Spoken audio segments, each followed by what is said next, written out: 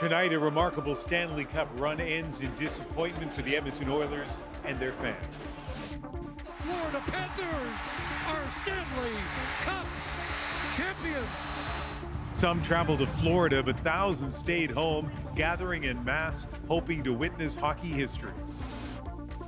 Federal politicians from across Canada focus on a Toronto by-election. What's at stake for the Liberals and the Prime Minister? Why New Brunswick's flood mapping is so crucial.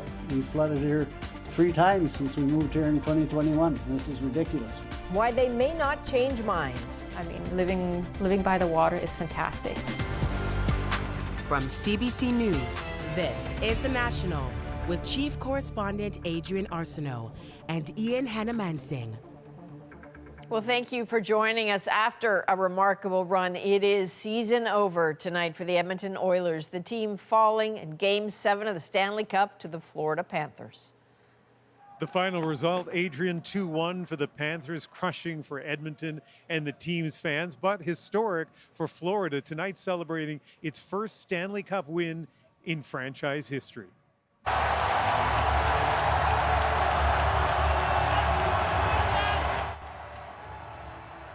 That is Panthers captain Alexander Barkov raising the cup for the first time in his career. For the Oilers, a wrenching end, even as they fulfill the tradition of shaking hands with their winning opponents before leaving the ice in disappointment. CBC News Edmonton AM host and longtime sportscaster Mark Connolly is with us now. And Mark, the headline, unfortunately, disappointment. Bitter disappointment. You know, I think that Ian, and I think most Canadian fans will know just how much Canadians love their team, whether it's the Oilers, it's the Canucks, the Leafs. People love their team, and they're with them right through this, and they suffer with the team. If they didn't care, it wouldn't matter as much. So it matters a lot to Edmonton fans, and they really thought the Oilers were going to do it. They thought they were going to win. After coming down from, 3 games down to win 3 in a row, winning 4 in a row is very tough against this tough Florida Panthers team. They were the best defensive team in the NHL this year. They had never lost in the playoffs when they led after going into the third period. But still, I think a lot of people believed, and they looked really good. It looked like the Oilers had a chance to do it, but they just couldn't pull it off.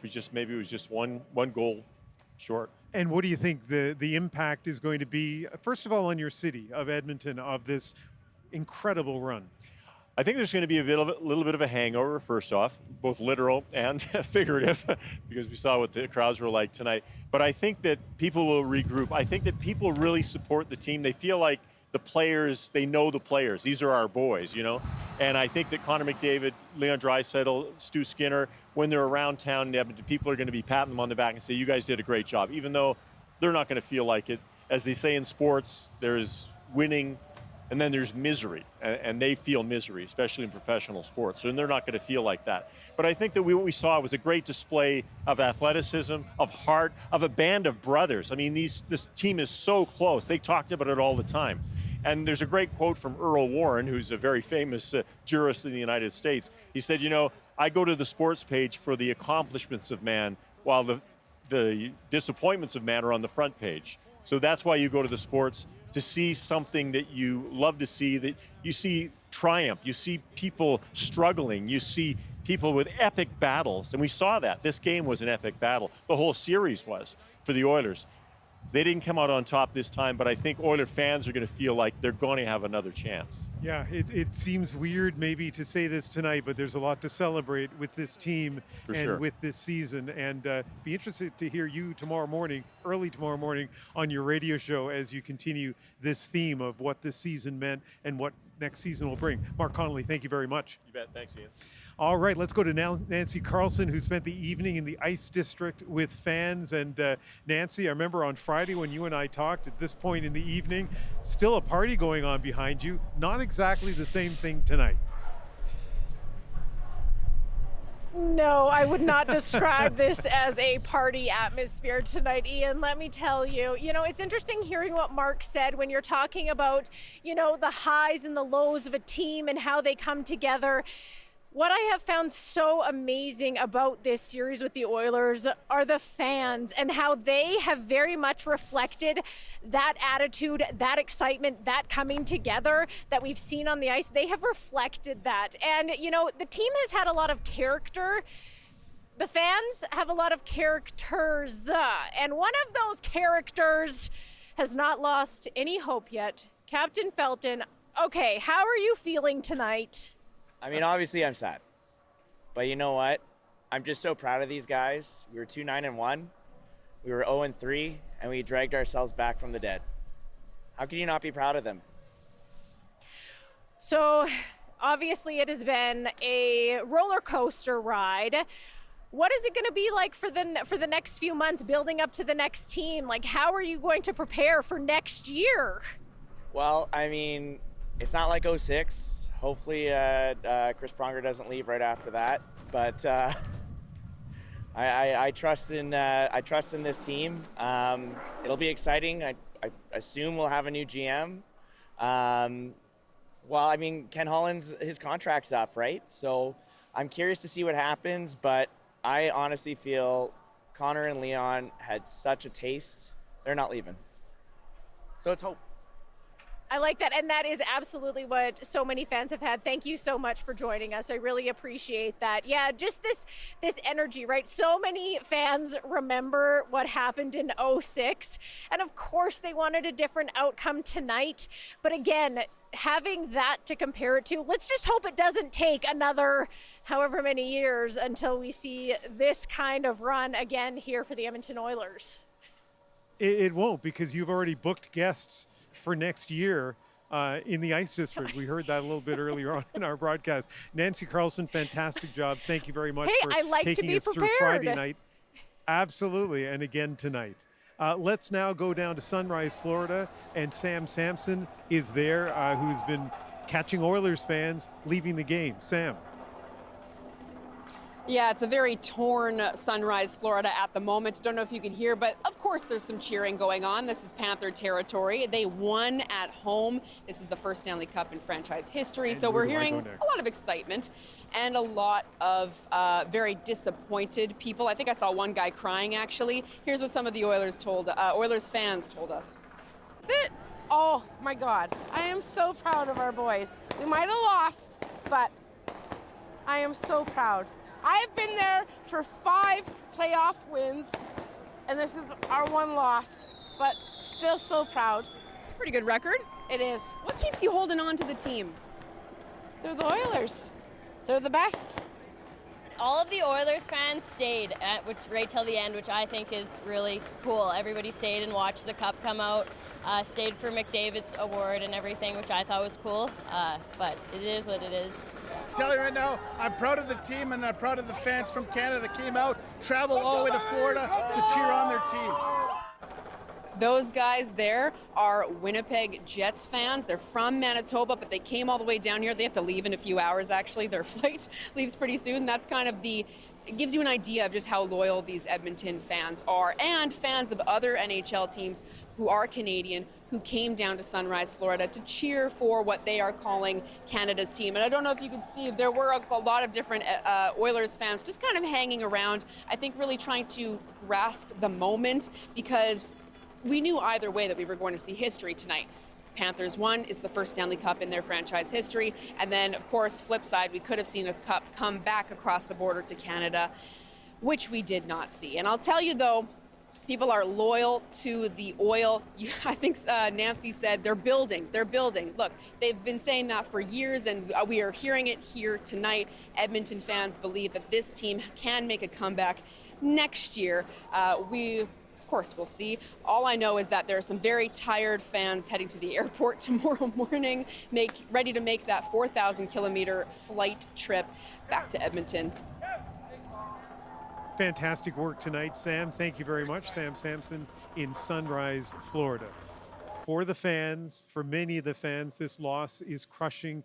But for the Oilers themselves, carrying the weight of the whole season even more so. Here's what Captain Connor McDavid had to say just moments ago. We fought an uphill climb for months and months and months, and yeah, just sucks. come back from 3-0 to get to this point? Is there any kind of, not solace, but do you take a lot of pride in being able to make this a series when it looked like you guys were dominating? Yeah. It goes back to the character of the group that we showed all year long. We showed all year long that we could fight back, even in the most dire situations. And obviously tough to be down 3, and tough to string 4 in a row against a good team like that. But we were right there.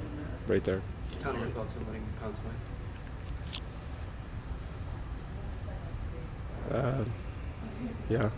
Obviously, I guess an honor with the names on that trophy, but yeah.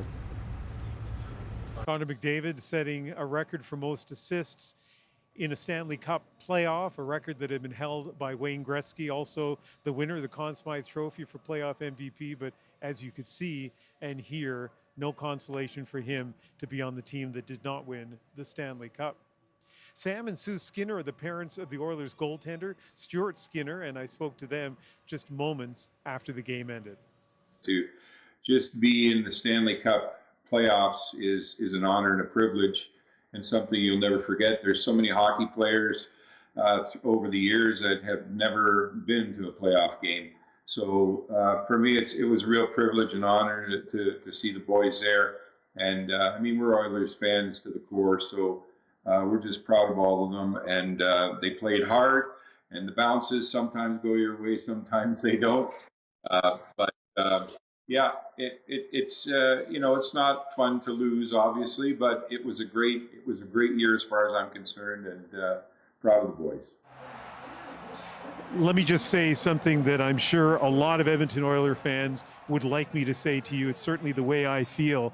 Your son seems like a remarkable guy. I've never met him, but I've watched him speak after games, after wins, after losses, after he was pulled from the net, and after he has been the star of the game. And I think to myself, what tremendous character he's shown, a very easy guy to cheer for. And Sue, I can't imagine what it's like to be the parent of an NHL goaltender playing for his hometown team in the Stanley Cup final. There must have been times, Sue, when it was difficult to see what your son was going through. Yeah. You can see the disappointment on his face tonight, and you could see the disappointment on all the players. And I don't know. I guess as a mom, you kind of see that more than the win or the loss. You see the emotion on their faces. But they did well. They did well. They've got nothing to be ashamed of. They played well. They worked hard. I don't know. I'm just proud of them. I've seen parents of minor league or minor hockey players who have been like more angry, I guess, or whatever, like in the drive back from a game saying, I can't believe my son's team just lost. You guys seem so philosophical about it. Maybe that says a lot about why your son seems so philosophical about the ups and downs of being a goalie. Sam, have you guys had a chance to speak to your son yet? And if not, what will you say to him when you do get in touch with him? No, we haven't had a chance, but definitely, we're going to tell him the same thing. We're just proud of him. What an amazing experience he had there, all the lessons he learned, all the emotions that he would have gone through, at 25 years old, with with LA, with Vancouver, with Dallas, and now going to the 7th game here after being 3 down. All of those emotions, all of those things that he would have learned are now part of his makeup, part of his character. And it'll only make him stronger. But, for Sue and I here at the house, sometimes every one of these games was stressful excitement. So Sue would pass out and I'd go over clear and she'd come back, and then I'd go down and clear. But at the end of the game, we saw what the score was, so everything's okay.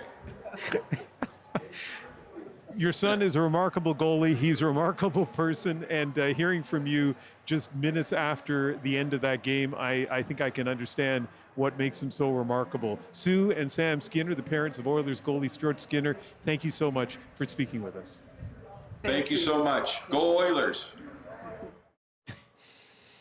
How can you not love Amazing.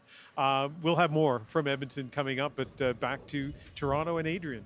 You bet, thanks. Those are amazing parents, that's for sure. So, Ian, vote counting is underway tonight in a closely watched by-election in the federal riding of Toronto-St. Paul's. It's been a safe Liberal seat for decades, but now it seems very much up for grabs. So let's bring in our chief political correspondent, Rosemary Barton, on this. Rosie, can you take us through what you're hearing? Yeah, Adrian, first of all, the count is slow tonight, and that is in part because there are 84 candidates on this ballot, a large number of those protesting first past the post, and so that's making this a longer night than people had predicted. However, the Liberal candidate in this case continues to incrementally build on her lead, which is a big deal because the Liberals haven't lost a Toronto seat with Justin Trudeau as leader, not in a general and not in a by-election. And St. Paul's itself is more than a Liberal stronghold. It's been red for 3 decades and has withstood previous Conservative sweeps. So the fact that we're even talking about it at all is significant. As I said, Liberals are expecting the results to be close, and so they sent in a lot of firepower, cabinet ministers to help their candidate. As for Conservatives, they also openly say that they don't think they're necessarily going to win. But if they were to see a severe tightening of the margin of defeat, getting traction in an urban Toronto riding, well, that is good news for the Conservatives and opens up the possibility of winning ridings in the GTA in the next election. But what about the Prime Minister, right? How might this result affect his leadership? The outcomes, no matter what they are not great for Justin Trudeau tonight, but Liberals will say a win is a win. Were the Liberals to lose the riding, and I think it's fair to say that would be pretty devastating for the party and Justin Trudeau, why they're holding on to that small margin still at this hour. If the win is small, though, I think there will still be real questions for Trudeau. The Liberals are at historic lows in the polls, 20 points plus down behind the Conservatives. The Prime Minister is deeply unpopular. So even if this victory is small tonight, that's going to start making caucus members a little nervous, especially those who may not be in a safe seat. Justin Trudeau will have to deal with that anxiety in the party, even if an election is 18 months away. And if he can't allay those fears, Adrian, that public support he has in caucus could start to fracture. It could raise questions about whether he can stay in the job as long as he plans to. But he says he will be there for the next election. All right, chief political correspondent Rosemary Barton in Ottawa. Thanks, Rosie. Thanks, Adrian. Well, failure to reach a ceasefire deal in Gaza has amplified concern about a widening regional conflict. Strikes on both sides of Israel's northern border have forced people from their homes for months. Tonight, we're inside the conflict zone. We're going right now where is the missiles. Why some are pushing for peace while others want a ground offensive in Lebanon.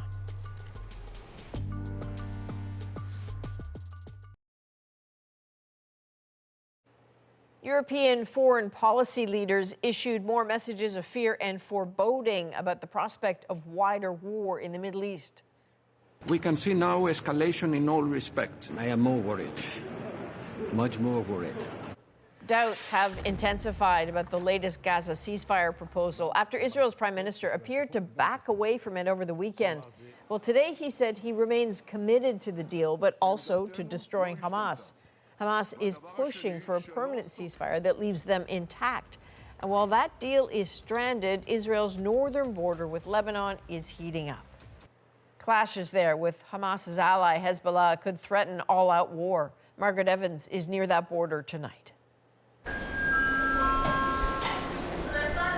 First responders shifting into action at a fire station in northern Israel. Their work these days, mostly fighting fires that can start from missiles fired by Hezbollah in Lebanon and landing in dry forest. Fire Chief Dror Bunik is letting us ride along. We're going right now where is the missiles. But whatever it is that's come down has done so in a closed military zone, and we're out of the chase. We catch up later in a patch of scorched wood, burnt after a missile landed 3 weeks ago. Lebanon is there, behind the mountains. This is Lebanon.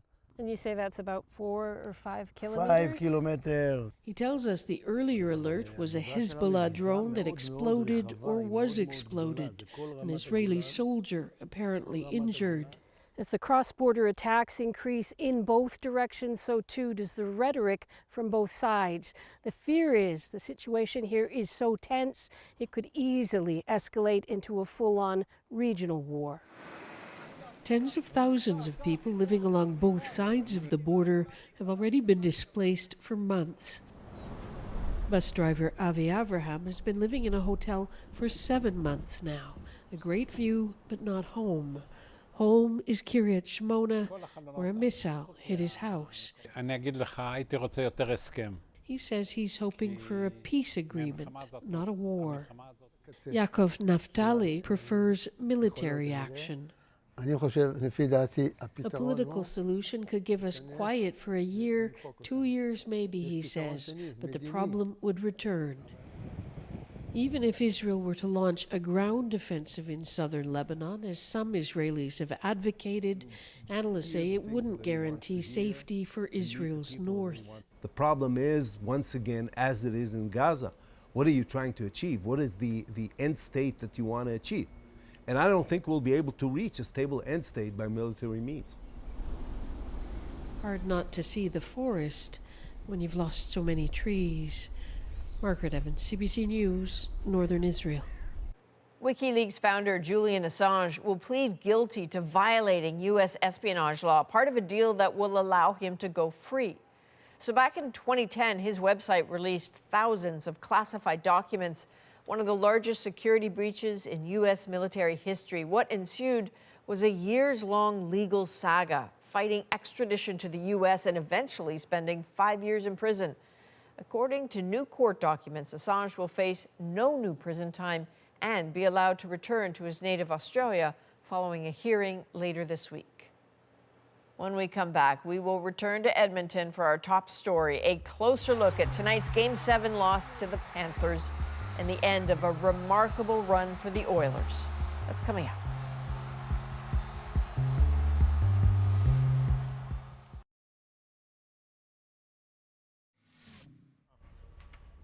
Massive cargo ship that crashed into a crucial bridge in Baltimore's harbor finally being towed away. In March, the Dali lost power, smashed into a bridge, and caused its collapse. 6 construction workers were killed. The incident is now under criminal investigation.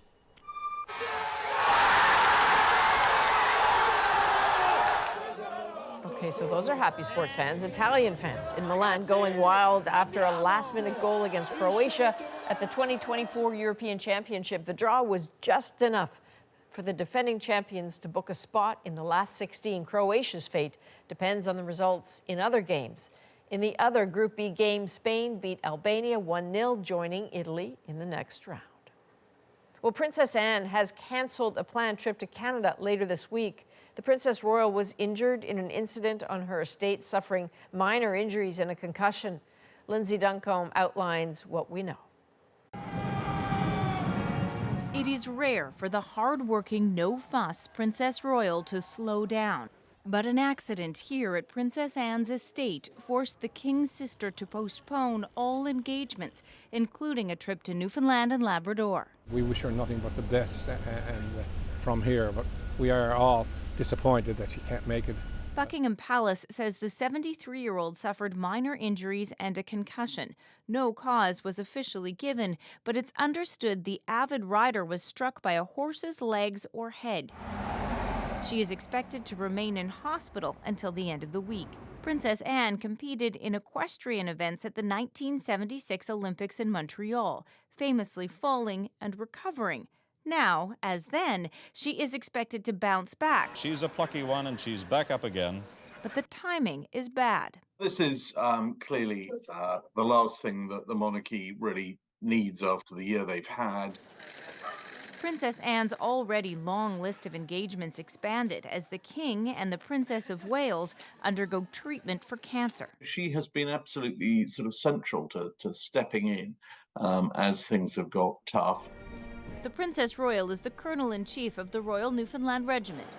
She was supposed to represent the Crown at a repatriation ceremony of an unknown World War I soldier. Very disappointed. I'm sure there's a lot of folks really disappointed that she won't be here for this important historic occasion. And someone like Princess Anne embodies things like hard work and service. and tradition and things that I think mean a lot to the Oilers too. True to form, it is expected the Princess Royal will reschedule her trip as soon as she can. Lindsay Duncombe, CBC News, Vancouver. Now let's break down the news shaping our world.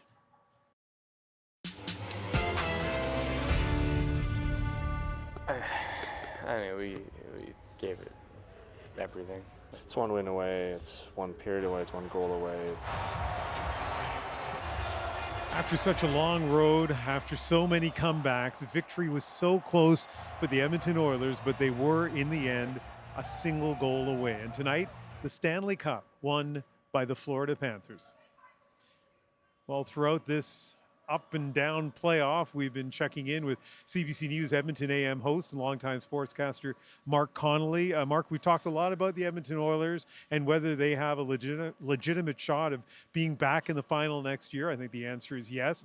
But there are other Canadian teams that could be the next team to win a Stanley Cup, and that could happen soon. First of all, I'd like to say that probably all the fans of those Canadian teams know what Oilers fans are going through tonight because they love their teams just as much. I think Canadian fans have a special relationship with their teams. And it's been a long, long time, as we know, since the Canadian team won the Stanley Cup, the 1993 Montreal Canadiens.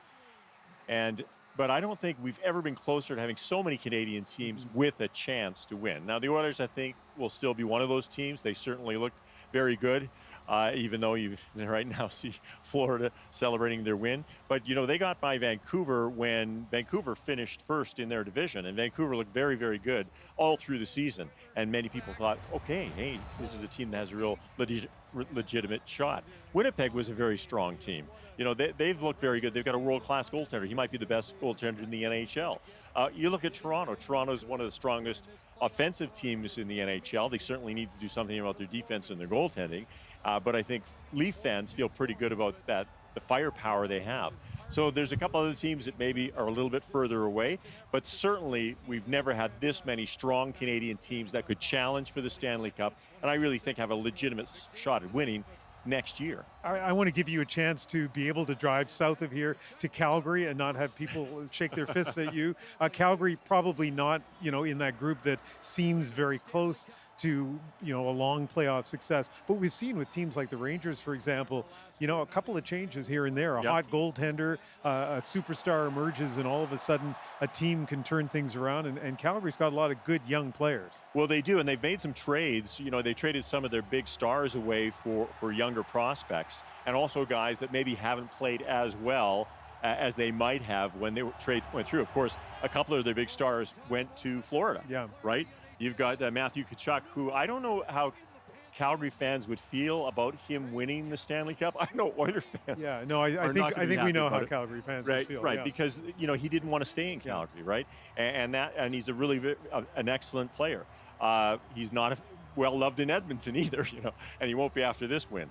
But I think Calgary, you're right. I think there's only a couple of things that have to happen in Calgary for them to put themselves in that discussion as well. The funny thing is, when you have Calgary, Vancouver, Edmonton in that same division, boy, that's going to be tough to get out of that division and then challenge. And Winnipeg has to go in their division against Dallas. So there's a lot of really good teams in the West. I think, Toronto, well, I mean, look how good the Rangers looked this year. They looked like they were going to be the team, and then they don't make it through. Toronto's got a lot of tough teams to get through as well, and it's true for any team that's going to make it to the final. So it'll be interesting to see. I think Canadian fans have a lot to cheer about. They can look forward to having their teams in contention, and I think that's going to be the case for years to come. Yeah, one of the nice things we're talking about here is that even though it's been a long drought, there are lots of Canadian teams with a chance. Stanley Cup, they say, maybe the toughest team trophy in sports to win. Absolutely. And we saw that this year. Mark, thank you very much. You bet. Thanks again. Earlier, I caught up with longtime sportscaster Tim Spellacy, and I asked him what it was like watching the Oilers come so close but falling short to making history. To be honest, it was heartbreaking, I have to say, because you get all the way to Game 7, and there's a chance you can win it all in Game 7, and it just doesn't happen. And it was so close. It was a game that could have gone either way. There were some scrambling chances in the third period, but it seemed to me that once it was 2-1, Florida just really shut it down. So to get all the way there, and going back to what Mark just mentioned, it's somewhat similar to 2006 when they went and they we got to the 7th game against Carolina. But as Mark mentioned, they were an 8th place team in the conference. Barely made the playoffs that year, and to come into this game, there's greater expectations, and that was the big disappointment, I guess. The other thing that happened after 2006 is that began the decade of darkness. Chris Pronger left town, and the Oilers didn't make the playoffs. Didn't make the playoffs for another 10 years after 2006. What do you think the future holds for this edition of the Edmonton Oilers? I think the future is great. I mean, you got McDavid and Draisaitl, Bouchard, Skinner, and others. And, the Oilers really needed to get a little farther this year. A couple of years ago, they were swept by Colorado in the conference final. They needed to get farther in the conference final and get all the way to the Stanley Cup final, which was great. Going down 3-0, that was kind of difficult. But to get to Game 7 was a huge move forward for this organization. So it's great news for the organization. The players like McDavid and Draisaitl, Leon's got 1 year left in his contract, McDavid's got 2 years left. They know that this is the team that they can stay with to win the Stanley Cup eventually. And so that bodes well for the organization. On the other hand, you get all the way to Game 7, Ian. You can win it all. Just one goal, as we saw tonight, one goal at the right time, and that just shut everything down. So that's the disappointment. But there's great things ahead for this team. On the other hand, there's 32 teams in the National Hockey League. Only 16 make the playoffs. Some very good teams don't make the playoffs. Some very good teams, like the Toronto Maple Leafs, Vegas, they lose out in the first round. Here's Vegas. They got to the final a few years ago, won it all last year, didn't get past one round. So you never know what's going to happen. This team's going to be great. Very good. Best player ever, Connor McDavid, followed by Leon and others. But getting all the way to the 7th game of the Stanley Cup final again, that's not going to be easy. That was part of my conversation with retired broadcaster Tim Spellacy. As we go to break, one more look at the final moments of tonight's Stanley Cup win by the Florida Panthers. The Panthers are Stanley Cup champions.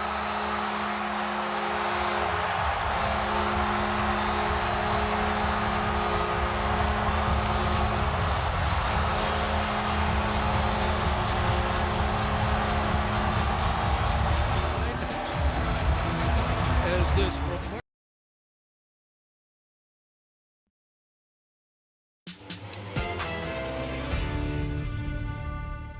How New Brunswickers can stay on top of flooding dangers. People think, well, I'm not near a body of water. That doesn't matter anymore. New mapping lays out how climate change is ramping up the risk and which properties are in danger. Harry Forrestel breaks down why it's needed more than ever and why some will still ignore it. When the ocean really wants to come, the ocean can find a way. The water keeps rising in New Brunswick, and the worst isn't over yet. And if they don't really understand the flooding or what waterfront properties are like. If you live anywhere it rains, you're at risk of flooding. It's flooded here 3 times since we moved here in 2021. There's no doubt climate change is fueling fiercer storms, stronger tidal surges, and heavier freshets. So the province has come up with a tool to help landowners and buyers better understand their vulnerability to flooding. It's a website that illustrates the future risks of rising water. For example, here in Fredericton, on the banks of the St. John River or the Woolastook, plug in my coordinates and you'll see I'm high and dry. But use the website to project into the future and it tells a very different story. How useful is it? Well, that just depends on how much people are willing to pay attention. So I've survived a couple of storms and had water and had people have to come and clean up seaweed that flies up, sure. But I've never had any damage to the house. No. Ron Ramsey is proud of his Cape Cod-style home in St. Andrews. For 17 years, he's enjoyed a waterfront view of the sun crossing Passamaquoddy Bay. He's weathered his share of storms, too. The most recent tempest came just this past January. We had a super high tide, and the wind was right smack on the front of the house. Yeah. Ramsey and his home emerged unscathed. That was due in large part to a seawall he and his neighbors built to protect their properties. Good thing, too, since Ramsey doesn't have flood insurance.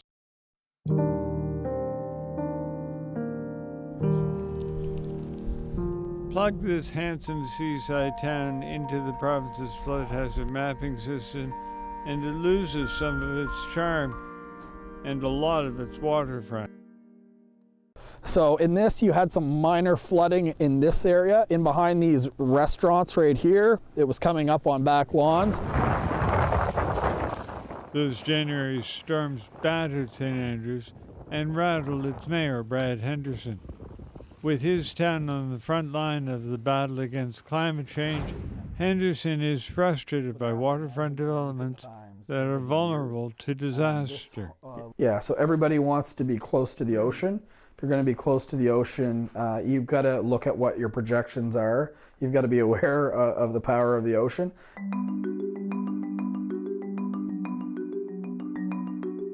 Head east to the riverside town of Coos-Sam-Sis near St. John, and you find another area where anyone buying a waterfront home would do well to check the flood hazard maps. Let's take a look outside. Sure. Spectacular view. Yeah, it really. Waterfront property. Yeah. Realtor Jake Palmer lives and works there and knows better than most the irresistible lure of waterfront living. It's a choice many make before they weigh all the risks. I find that my role, about half the time, is to talk people out of properties. Is to make sure that, because it's very easy, especially when people are coming here from away, and if they don't really understand the flooding or what waterfront properties are like.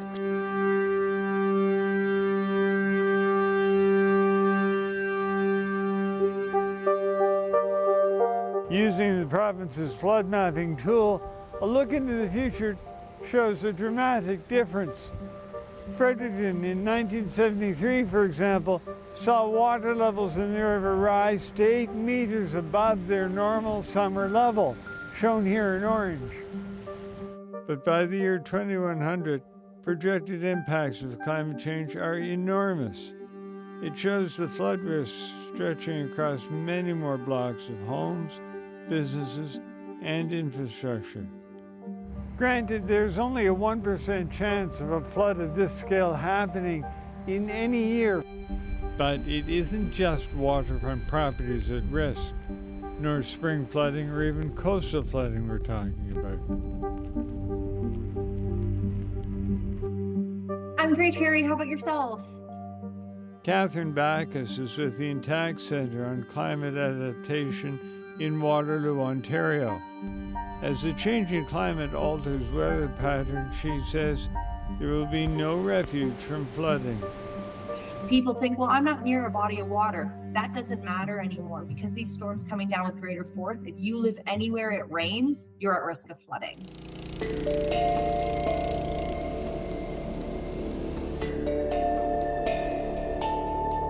Nobody knows that better than residents of Sussex. After a late February downpour, Howard McMillan wound up with 3 feet of Trout Creek in his basement, and not for the first time. We flooded here 3 times since we moved here in 2021. And this is ridiculous. We can't even get heavy rain here, because if we get heavy rain, it floods. Just since 2014, New Brunswick has experienced more than a dozen destructive weather events, from freshet floods to heavy rainstorms to hurricanes, all at a cost of nearly $400 million in disaster financial assistance. And that isn't counting the millions of dollars shelled out in private insurance claims. You see what I mean by, we've seen... Don Fox manages the team responsible for maintaining the province's flood maps and making them available to the public. They can inform you what could happen in the future. Some of the historic mapping could inform you what has happened in the past. I would point out that it's important to use any tool and all available information that you can find, not just the maps, and make sure you're informed before you buy property. Yeah. Flood mapping won't stop the rain, but it does help buyers better appreciate the risks of owning a property where water may be a factor. It's important because the province has no laws requiring flood hazard maps be consulted prior to selling or buying a property. CBC asked why New Brunswick doesn't make the use of flood mapping mandatory for all real estate transactions. The Environment and Local Government Department avoided the question, saying it makes, quote, flood hazard information readily available to all, including home purchasers, vendors, and their real estate agents, as a way to inform their decision making. It's a combination, right? You've got water and erosion are a combination of factors. So you've had Sabina Dietz is no stranger to flood threats. Her home is perched on the edge of Tantramar Marsh near Sackville. I mean, living by the water is fantastic. We've lived 17 years by the water. It's great. It's wonderful. It's something that we seem to all want to do. While she applauds the province's leadership on flood mapping, she's concerned it falls short of keeping property buyers who dream of a water view from making a fatal mistake. There are no regulations around identifying high-risk areas. We do not have high-risk areas identified in the province. That means when it comes to land use planning and zoning and bylaws, there's no requirement unless community is proactive and says, okay, we are zoning a certain area as a flood risk area.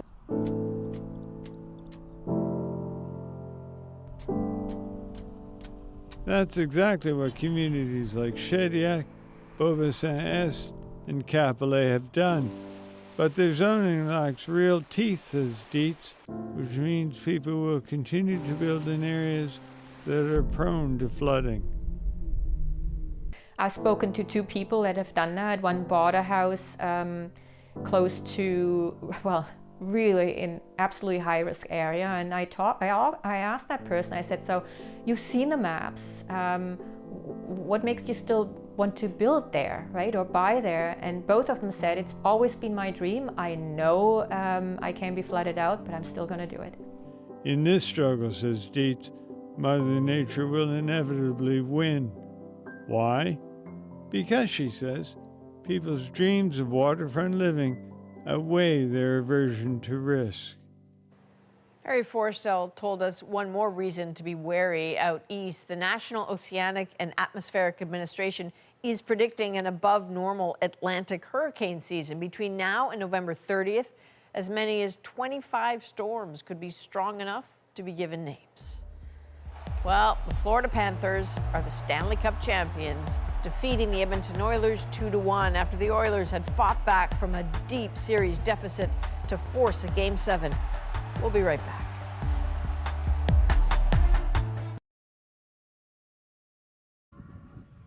In mid-November, the Edmonton Oilers were second to last in the NHL. Just over a week ago, they were now down 3-0 against Florida. It has been a series of comebacks for the team all this year, but they just fell short tonight, 2-1 to the Florida Panthers. But what a season. For Adrian and everyone here at the National, thank you for watching. I'm Ian Hannah-Mansing in Edmonton, and we're going to leave you with more of the sights and sounds of Game 7. This is what you think about as a kid when you're 10 years old and you're in the driveway shooting pucks. This is the moment you think about Game 7, Stanley Cup final, cup on the line. We're about to see that play out. Pretty easy ahead. Great pass. In the chip. Scores! Matthias Janmark. Every puck battle intensifying now. It's a little bit of a bump delay. Complaint there. Back to Ryder. Shooting scores! Their penalty kills double digits. Yes, that jackpot slightly. And Bobrovsky forced him in.